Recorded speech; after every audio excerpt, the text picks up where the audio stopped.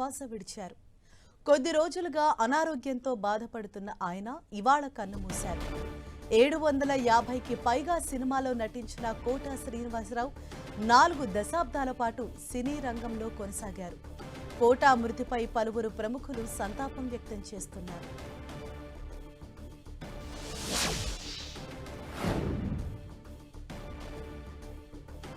కోట శ్రీనివాసరావు కృష్ణా జిల్లా కంకిపాడులో 1942 జూలై 10న జన్మించారు. చిన్నప్పటి నుంచే కోటకు నాటకాలంటే చాలా ఆసక్తి ఉండేది. సినిమాల్లోకి రాకముందు స్టేట్ బ్యాంక్లో పనిచేశారు. 1966లో ఈయనకు రుక్మిణితో వివాహమైంది.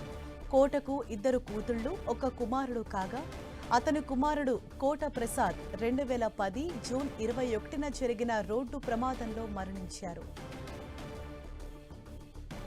1978లో ప్రాణం ఖరీదు అనే తెలుగు సినిమాతో సినీ అరంగేట్రం చేశారు కోట శ్రీనివాసరావు. మొత్తం 750కి పైగా సినిమాల్లో నటించారు. తమిళం, హిందీ, కన్నడ, మలయాళ చిత్రాల్లో నటించారు. సామితో తమిళ పరిశ్రమలో విలన్ గా అరంగేట్రం చేశారు. విలన్, క్యారెక్టర్ యాక్టర్, సహాయ నటుడు వంటి వివిధ విభాగాల్లో 5 నంది అవార్డులు అందుకున్నారు. 2012లో కృష్ణం వందే జగద్గురుం చిత్రానికి గాను సైమా అవార్డు అందుకున్నారు. 2015లో ఆయన భారతీయ సినిమాకి చేసిన కృషికి గాను కేంద్రం పద్మశ్రీ పురస్కారాన్ని ప్రదానం చేసింది.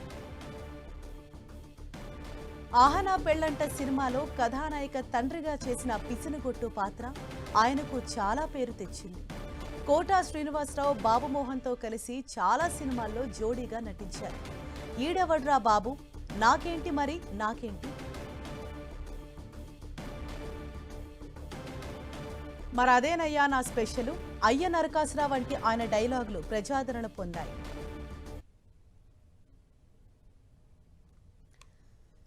కోట శ్రీనివాసరావు ఇంటికి పలువురు ప్రముఖులు చేరుకుంటూ ఉన్నారు. ఆయన కడసారి చూసి ఆయనకు నివాళి అర్పించేందుకు అక్కడికి భారీగా సినీ పరిశ్రమ కదిలి వస్తోంది. మరింత సమాచారంతో కోట శ్రీనివాసరావు నివాసం వద్ద నుంచి మా ప్రతినిధి వెంకట్ మనకు అందుబాటులో ఉన్నారు.